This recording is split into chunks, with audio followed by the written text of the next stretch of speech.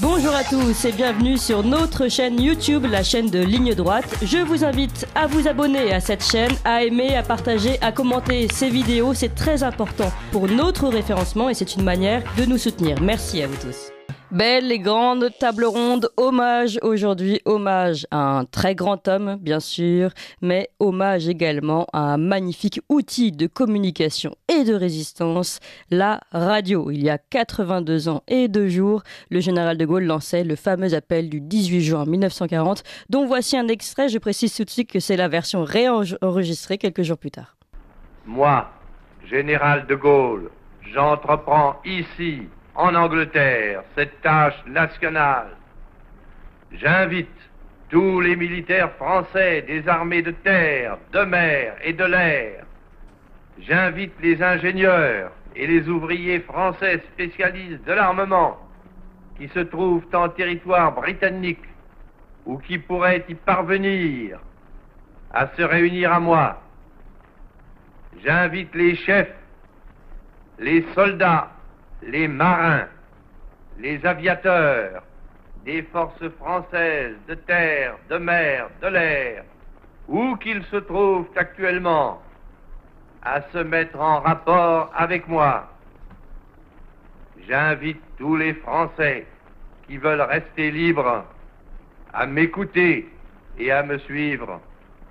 Vive la France, libre, dans l'honneur et dans l'indépendance.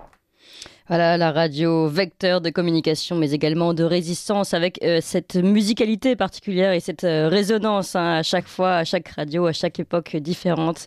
Et depuis sa création, des peuples ont levé leurs antennes interdites aux sauvages pour entendre une autre voix que la parole officielle. Alors 39-45, bien sûr, Radio Londres contre Radio Paris.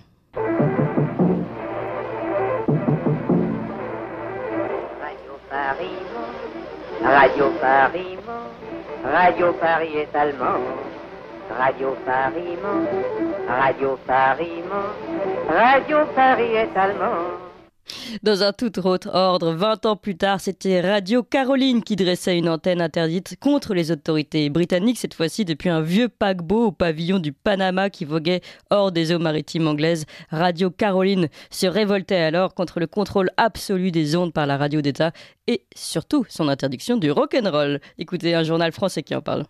And this is Radio Caroline, your all-day music station, and the time is 10 o'clock.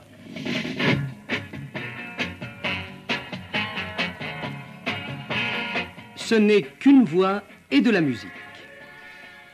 Cela a pourtant envahi l'Angleterre. Cela s'infiltre dans tous les foyers anglais.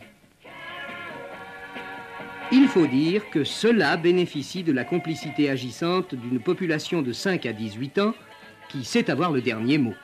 Cela, c'est Radio Caroline, une radio clandestine qui a 38 millions d'auditeurs. En vain, la presse a-t-elle crié sus à l'émetteur pirate qui volait le ciel à la BBC. Mais on vit bientôt que Radio Caroline comptait des sympathisants déterminés qui n'hésitaient pas à s'afficher. Et puis évidemment, Radio Caroline est là, c'est pour le plaisir, à inspirer un très grand film, Good Morning England de Richard Curtis. Je vous propose d'écouter un extrait.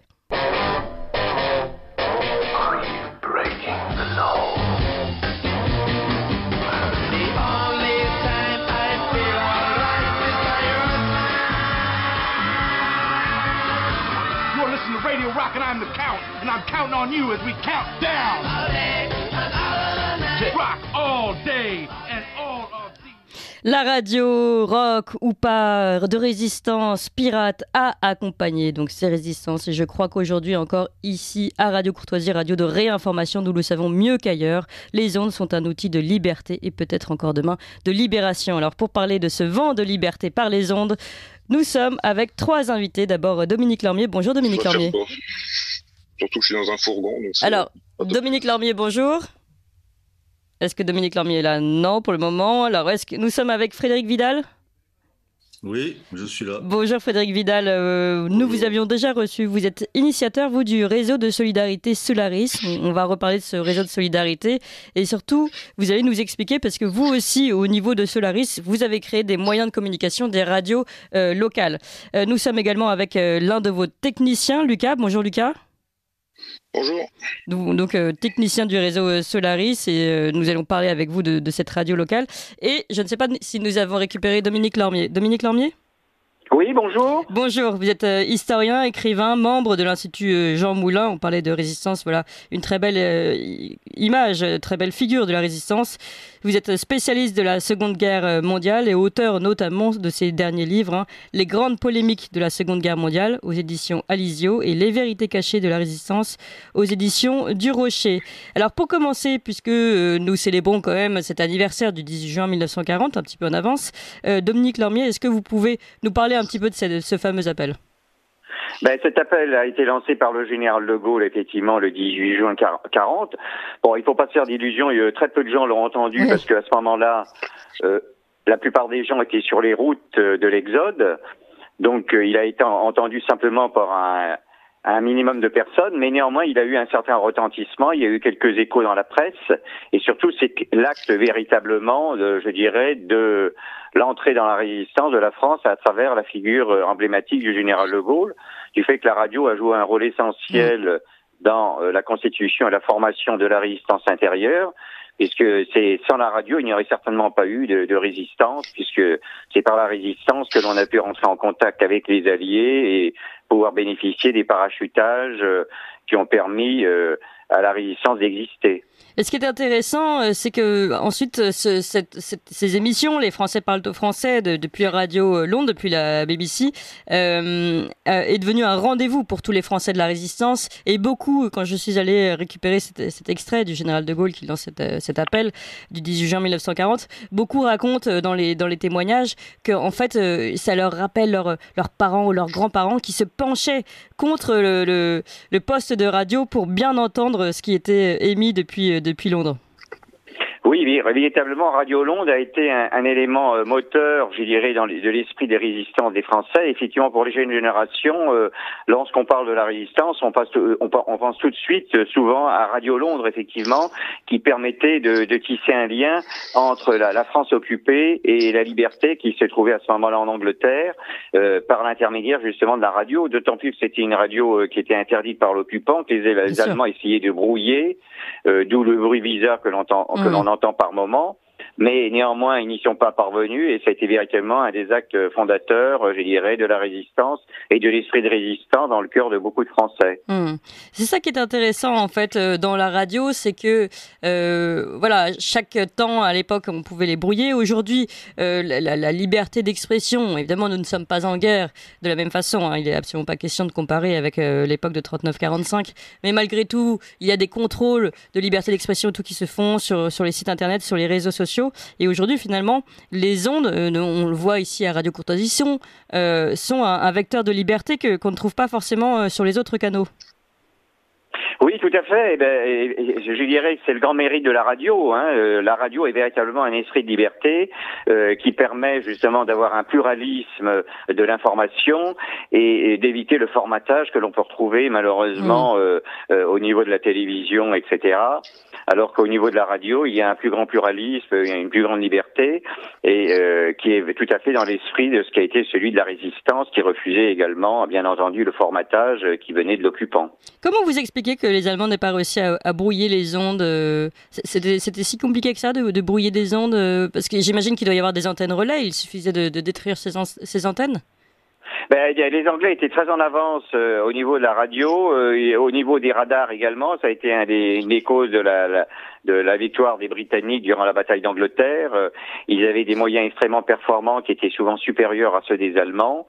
Donc ça leur a permis de sécuriser, de poursuivre leur action par justement la radio. Du fait que la radio a également été utilisée par la résistance intérieure, comme je l'ai dit. C'est par la radio que l'on recevait les messages codés de Londres qui permettaient de connaître des parachutages et qui a permis de connaître le moment du débarquement en Normandie. Oui, tout à fait, oui, c'est vrai. Dominique Lormier, est-ce que vous connaissez, vous, dans l'histoire, vous qui êtes historien, spécialiste de la Seconde Guerre mondiale, mais tout de même d'autres grandes radios de résistance? Alors, ça a été surtout Radio Londres. Radio Londres a véritablement été l'élément moteur qui a permis d'unifier la résistance par l'entremise de Jean Moulin, mais également d'autres figures importantes et emblématiques. Il convient de souligner que la radio a été malheureusement aussi un des vecteurs de la défaite de la France en 1940. Malheureusement, il se trouvait que 75% de nos chars n'étaient pas équipés de postes radio. Donc ça a été, je dirais, une des causes de notre défaite. Les chars manœuvraient au fanion, alors que tous les chars allemands étaient équipés de postes radio, ce qui a permis une meilleure mobilité d'armée allemande, qui a causé la part de la France en 1940. Donc la radio est un élément emblématique, malheureusement, dans notre défaite, mais également dans notre victoire à travers la résistance intérieure. C'était l'élément emblématique de notre défaite, mais par son absence dans ces chars.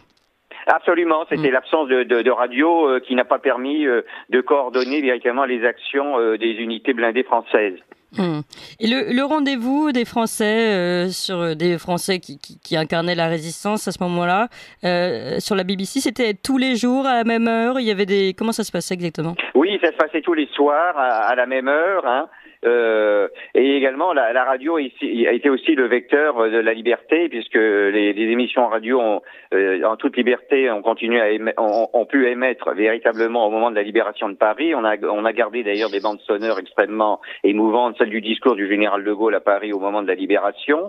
Et la radio est véritablement omniprésente durant toute la période de la guerre, aussi bien dans les larmes de la défaite, parce que justement on manquait de moyens radio de transmission efficace pour coordonner les contre-attaques contre les Allemands, durant l'occupation avec la résistance par les messages venant de Radio Londres, et au moment de la liberté, de la libération de Paris, où la radio s'est de nouveau mise à émettre en toute liberté sans la contrainte de l'occupant, avec notamment le discours emblématique, comme je l'ai dit auparavant, du général de Gaulle au moment de la libération de Paris.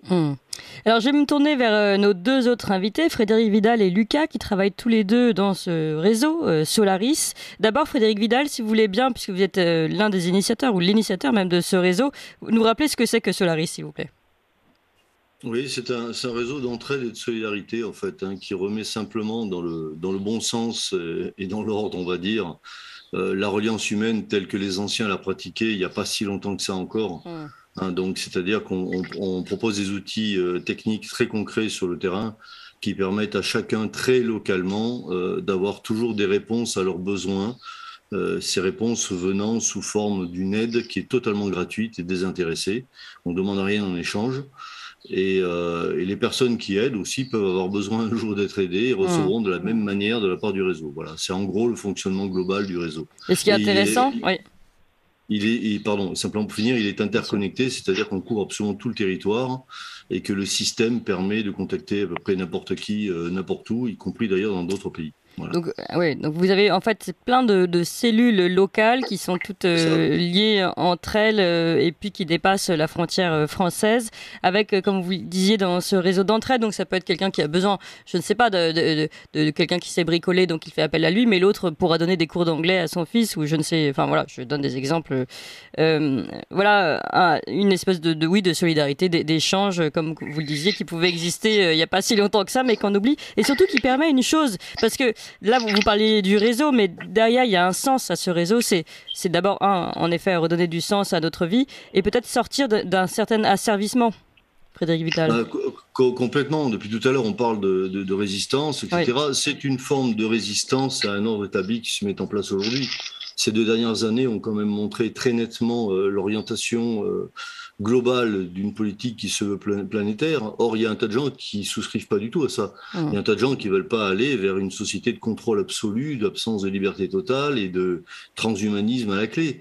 Il y a des gens qui veulent juste fraternellement pouvoir partager leur savoir, leurs connaissances avec leurs frères d'âme, on va dire. Voilà, et donc, ces gens-là sont quand même un très grand nombre. Ça, il faut bien le comprendre. La liberté d'expression étant quand même depuis un certain nombre d'années de plus en plus restreinte, vous en parliez tout à l'heure, C'est le cas sur les réseaux sociaux parce que c'est une des méthodes modernes aujourd'hui de communication, mais c'est le cas un peu partout. On parlait tout à l'heure de la radio comme étant encore un espace de liberté. Je mettrai un bémol à ça. C'est votre cas peut-être à vous, mais quand on écoute les antennes de Radio France, j'y vois la même propagande que dans les télévisions. C'est matraqué tous les jours. Évidemment, Donc, évidemment. Non, alors je précise peut-être mon propos. L'idée était de dire que des ondes sous manteau de liberté, comme ici à Radio Courtoisie, où on décide que ces ondes-là seront libres, elles ne peuvent pas être censurées par. Elles peuvent être fermées, mais elles ne peuvent pas être censurées comme ça, alors qu'un tweet peut sauter régulièrement. Voilà la différence. Oui. C'est plus difficile de maîtriser la radio et c'est pour ça que c'est toujours resté l'outil vers lequel on se tourne quand on ne sait plus quoi faire. Voilà. Exactement. Et les militaires l'utilisent toujours, donc ça n'a pas changé. Nous, on essaye aussi, voilà, on essaye dans la société civile, nous aussi, d'en faire un usage intéressant. C'est pour ça que dans Solaris, on s'est muni d'un réseau radio indépendant. Alors on utilise pour ça des CB, des talkie-walkie, mais c'est justement dans l'hypothèse, parce qu'on voit bien les choses comme elles évoluent aujourd'hui, c'est dans l'hypothèse où effectivement les communications seraient de plus en plus empêchées, voire pas forcément d'ailleurs pour des raisons politiques, ça peut être aussi pour des raisons techniques, parce qu'on peut aller vers une grande désorganisation de la société, parce qu'il y a quand même des gens qui sont pas d'accord avec ce qui se passe, ça peut provoquer des troubles. Je pense qu'on se dirige vers quelque chose comme ça d'assez important cette année même. Voilà, donc dans ces cas-là, on s'est dit, qu'est-ce qui marche encore quand plus rien ne marche? La radio, tout simplement. Eh oui. Voilà. Et alors, à moins de perturbations électromagnétiques majeures, la radio fonctionne toujours. Alors, après, il y a des questions techniques. Quand vous dites que la radio fonctionne toujours, il est toujours possible de supprimer l'émetteur, par exemple. Mais c'est pour ça que je me tourne vers Lucas. Donc, Lucas, vous êtes, entre guillemets, c'est comme ça qu'on vous a baptisé, le technicien de ce réseau de solidarité Solaris, enfin l'un des techniciens. En tout cas, vous travaillez notamment sur cette question des radios de Solaris. Est-ce que d'abord, vous pouvez nous expliquer un peu comment fonctionne votre système de communication à Solaris, Lucas? Alors, déjà, bonjour à tout le monde. Bonjour. Le réseau Solaris, il est en train de se mettre en place. Le but, c'est que la personne lambda puisse communiquer avec d'autres personnes lambda. Il n'y a pas de centralisation, comme pourrait fonctionner une radio FM comme la vôtre. On ne passe pas par les réseaux Internet. Donc, à part comme vous dites, de supprimer l'émetteur, ou qu'il n'y ait plus d'énergie électrique, ça fonctionnera toujours, quoi. Donc le but, c'est vraiment, notre but, comme vous les appelez, les techniciens du réseau Solaris, c'est vraiment d'aider les gens à comprendre comment fonctionne la radio et à se remettre à utiliser la radio pour pouvoir communiquer, moins simplement que via les réseaux sociaux, mais pour que tout le monde puisse communiquer ensemble, quoi, en cas de problème, mais même maintenant, parce que c'est maintenant qu'il faut commencer à organiser se préparer. C'est très intéressant, Lucas. Et en plus, ce que je voudrais rappeler quand même à tous nos auditeurs, c'est que là, on se dit, de personnes peut-être un petit peu perchées qui sont en train d'imaginer la fin du monde et qui sont en train d'organiser finalement une radio de résistance à la Radio Londres pour demain, mais pourquoi, comment, etc. Et ce qu'il faut savoir, c'est que ce ne sont pas deux personnes perchées, si je me permets, Frédéric Vidal, mais je vais me compter dans le lot également. Vous êtes combien, rappelez-moi, même si je ne pouvez pas nous donner la totalité. Comment ça ne trahisse pas, c'est dur d'estimer avec précision, mais on voit quand même à peu près qu'on est à peu près 50 000 en France, 10 000 à l'étranger, mais ça grossit tous les jours, en fait. Donc, il y a une demande, il y a peut-être une inquiétude, il y a une demande et il y a une volonté de se préparer finalement à quelque chose. Et c'est là où cette table ronde devient passionnante. On a vu l'histoire avec Dominique Lormier de cette radio de résistance, Radio Londres, qu'il incarne mieux que toutes les radios, évidemment. Et là, vous préparez finalement, on va le dire clairement, une radio de résistance. Alors, résistance à une autre forme de guerre peut-être, mais c'est tout de même une radio de résistance, Lucas. Et je voudrais donc que vous alliez un petit peu plus loin sur, vous me disiez, il faut que tout le monde comprenne comment fonctionne la radio. Eh bien, je pense que c'est intéressant pour tous nos auditeurs aujourd'hui de comprendre comment fonctionne la radio et comment demain, s'il y a une guerre, qu'elle soit guerre à balles réelles ou guerre idéologique forte, comment on s'organise, Lucas? Alors, on peut décomposer ça en 3 niveaux. Il y a le niveau local, restreint donc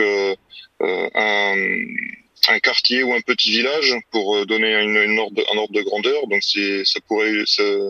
on va utiliser ce qu'on appelle les talkie-walkie, qui utilisent le PMR 446, qui sont dans certaines conditions d'utilisation légale pour l'instant en France. Ensuite, à une autre échelle, il y a ce qu'on appelle la CB, qui était très utilisée il y a encore quelques dizaines d'années. Donc CB, pardon, moi je suis pas très bonne. CB, c'est comme CB en anglais. C'est les deux lettres. Oui, voilà, c'est Citizen Band en anglais dans le texte. D'accord. Et donc c'est des relativement basses fréquences qui arrivent à passer bien au niveau local, mais qui peut aussi, avec du matériel adapté, aller très loin. On arrive à contacter régulièrement l'Afrique ou les pays de l'Est. Ah oui, on arrive à faire quand même. Voilà, c'est pas du téléphone, c'est-à-dire que c'est pas parce que ça fonctionne maintenant que dans une demi-heure ça va fonctionner. Les ondes naviguent comme elles veulent, on va dire.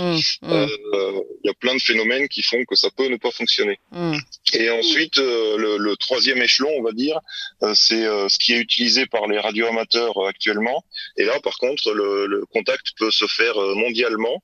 Ce week-end, par exemple, il y a eu un contact entre deux radioamateurs qui font partie du réseau Solaris, entre la France et le Canada. D'accord. Et c'est pas, voilà, il faut pas se dire que vu que ça a marché ce week-end, ça marchera tous les jours, quoi. C'est plein de détails comme ça qu'il faut que les gens se réapproprient. Là, je parle de radio, mais je pourrais parler d'autre chose et ce serait pareil. Moi, il y a une chose qui m'intrigue sur ces radios de résistance, et depuis le début, on présente Radio Courtoisie comme une radio de résistance. Je pense nous sommes une radio de résistance, la radio de la réinformation, hein. Et nous avons pour le coup ces ondes FM. Est-ce que, par exemple, un jour, demain, et je vais ouvrir aussi cette question à Dominique Lormier, mais d'abord à vous sur la question technique, est-ce que, imaginons, soyons un petit peu prétentieux, Radio Courtoisie peut devenir la radio de résistance, la radio Londres d'une autre époque? Est-ce que, même si nous n'émettons pas partout, il est possible, de lever des antennes pour nous entendre de toute la France, par exemple? Alors, sans rentrer dans trop de considérations techniques, tant que la liaison entre vos studios et les antennes qui émettent sont en filaire et qu'elles passent pas par Internet, oui, vous pourriez devenir la Radio Londres de 2022-2023. Mais c'est toujours une histoire de technique. Il faut que l'émetteur soit assez bien placé, assez puissant pour pouvoir aller partout. Oui. Alors, oui, je vais vous dire quelque chose. Nous discutons en même temps. J'ai mon réalisateur ici technique de Radio Courtoisie qui émet un doute à ce sujet, Arnaud, hein, au sujet des ondes. Oui, on est passé. Enfin, il n'y a plus de fil maintenant. C'est terminé. Donc ça veut dire quoi, il n'y a plus de fil? Parce que tout le monde ne comprend pas tout passe technique. par l'internet maintenant, comme l'expliquait Lucas. D'accord. Voilà. Ah oui, donc Radio Courtoisie ne passe plus par des fils en fait. Même le transport, ce serait très loin à expliquer, peut-être autre chose à dire en ce moment. Oui. Non, mais c'est d'accord. Mais donc en gros, il faut que ce soit une radio qui ne passe pas par internet pour pouvoir émettre où elle le souhaite de façon un petit peu sauvage ou interdite. C'est bien ça, Lucas? Oui, c'est ça, oui. Parce que Internet, on appuie sur un bouton, et certaines personnes sont capables d'appuyer sur un bouton et tout couper, quoi. Donc, si quelqu'un décide de vous empêcher d'émettre, vous devenez muet. Et donc, il faut rester sur des installations physiques avec un émetteur, un bout de câble coaxial qui va de l'émetteur à l'antenne et une antenne. Et à part de supprimer la personne qui parle ou de couper les fils physiquement parlant, ça fonctionnera, quoi. Mais il faut revenir en arrière de quelques années et reprendre les anciennes technologies et s'affranchir d'Internet. Oui, c'est très intéressant. Reprendre les anciennes technologies, finalement, peut être un moyen de libération dans un cas de guerre idéologique ou à balles réelles, comme on le disait tout à l'heure. Dominique Lormier, évidemment, là, on fait de la fiction. Mais est-ce que vous imaginez que demain encore, la radio, puisque vous êtes, vous, un spécialiste notamment de la Seconde Guerre mondiale et de cette radio de résistance qui a été la BBC à ce moment-là, Radio Londres, est-ce que vous imaginez que la radio pourra encore demain devenir un outil de résistance ? Oui, absolument. On le voit à travers justement votre radio, mais également d'autres comme Sud Radio ou également d'autres canaux comme Télé Liberté et également CNews où il y avait tellement un pluralisme qui est respecté au niveau des idées, où on invite des gens n'ayant pas forcément les idées de la doxa dominante. Effectivement, c'est un outil, je dirais, qui est essentiel à la liberté d'expression et plus que jamais, parce qu'on assiste véritablement à un matraquage médiatique mondialiste qui cherche à unifier, à uniformiser et qui veut empêcher toute forme, je dirais, de pluralisme, qui a pu exister également dans une émission comme celle de Tadei il y a quelques années sur France 2. Aujourd'hui, c'est une émission qui serait totalement inimaginable, Ce soir ou jamais, où on avait véritablement des gens de bords politiques ou idéologiques totalement différents qui étaient invités et qui avaient la liberté de pouvoir s'exprimer.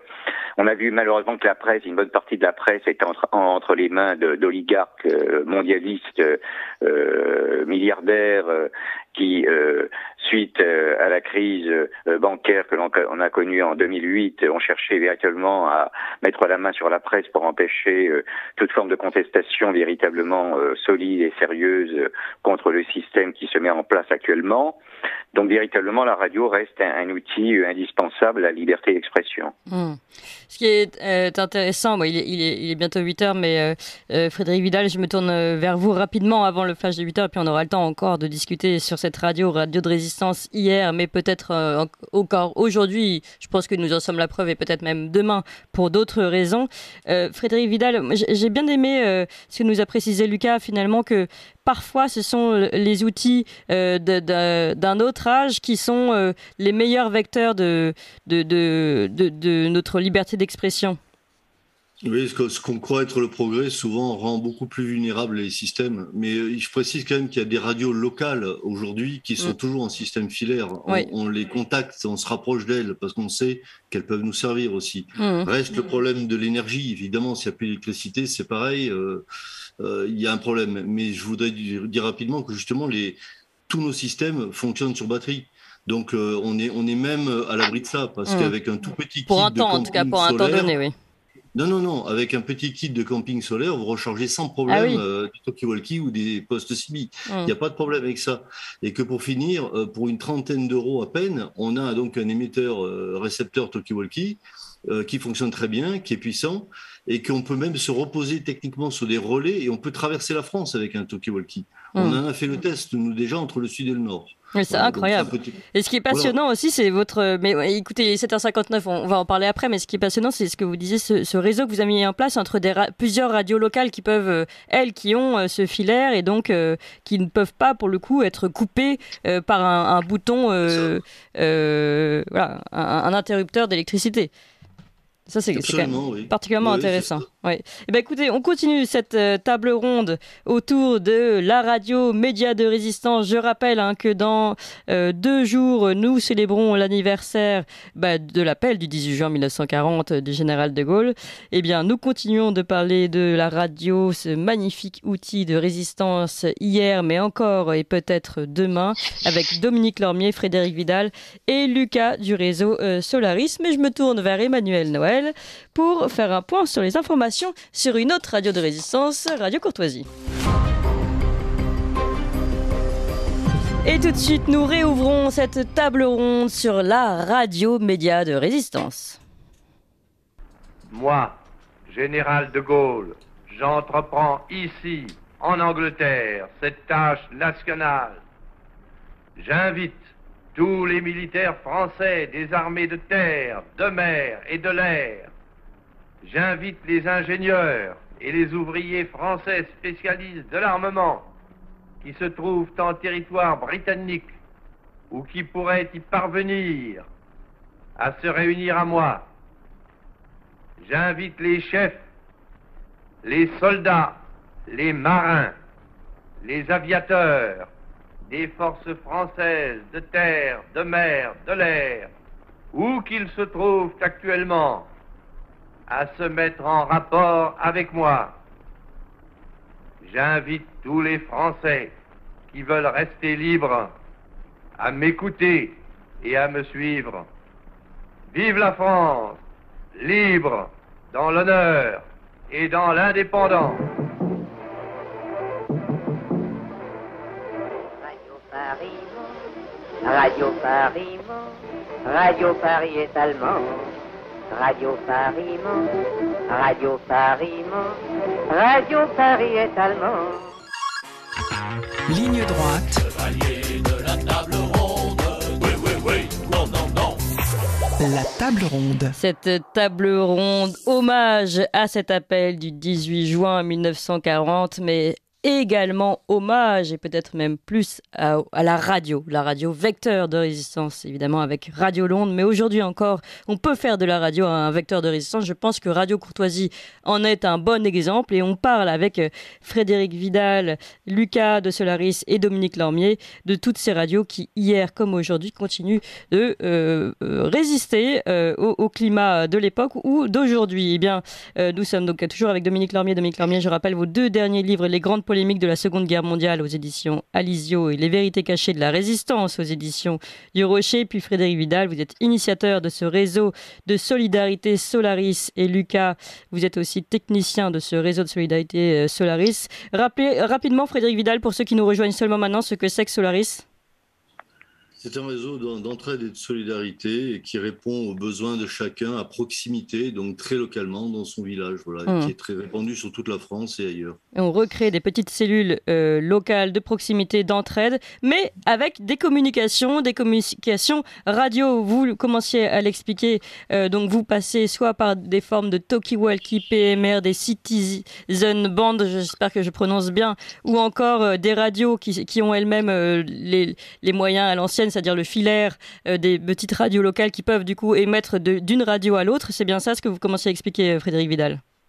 Oui, ce que je voulais expliquer, c'est que c'est un moyen très peu onéreux, très peu, puisqu'à partir d'une trentaine d'euros, on arrive à avoir du matériel quand même, neuf. Donc de pouvoir communiquer ensemble. Je voudrais dire que c'est pas qu'une forme de résistance comme on l'entend depuis le départ. Peut-être que ça deviendra ça aussi. Pour l'instant, ça n'est pas encore. Mais la résistance, elle est justement aussi dans le fait de se donner une autonomie dans l'interconnexion entre les gens. Parce qu'effectivement, on pousse un bouton, on l'a vu tout à l'heure, on coupe, si on veut, les réseaux de téléphonie ou les réseaux Internet. Et s'il n'y a plus ça, les gens ne savent plus communiquer entre eux. Surtout quand ils sont éloignés quand même les uns des autres, et dans le monde rural, on n'est pas forcément tous à côté les uns des autres. Donc c'est une autre forme de résistance à cette forme d'oppression qui consiste à nous mettre sous le joug de quelqu'un qui déciderait de nous couper les communications. Vous voyez, c'est plus subtil. Donc ça veut dire on se munit des moyens de continuer à communiquer de cette manière-là. Oui, mais tout à fait, vous avez raison, cette autonomie permet, donc ce que j'expliquais un petit peu au début, d'éviter toute forme d'asservissement finalement, de dépendance. Absolument, oui. Et puis ça permet aussi, de toute façon, aux réseaux comme Solaris et d'autres, mais ça permet même que leur fonctionnement continue à fonctionner, à marcher correctement, je veux dire. Parce qu'effectivement, aujourd'hui, on utilise ce qui fonctionne. Il n'y a pas de raison de s'en priver, les téléphones, les réseaux, etc. Mais si demain ça marche plus, le fonctionnement même de Solaris a besoin quand même d'une interconnexion sur le plan des communications. Donc c'est là que le réseau radio, dont on met en place tous les protocoles localement dans chaque cellule. D'accord, parce qu'il faut aussi savoir s'en servir, savoir quoi faire si demain il n'y a plus rien. Donc il y a des protocoles qui sont mis en place. Il y a même des programmations d'appareils comme les talkie-walkie pour permettre justement à des gens maladroits de ne pas aller encombrer, par exemple, des fréquences militaires.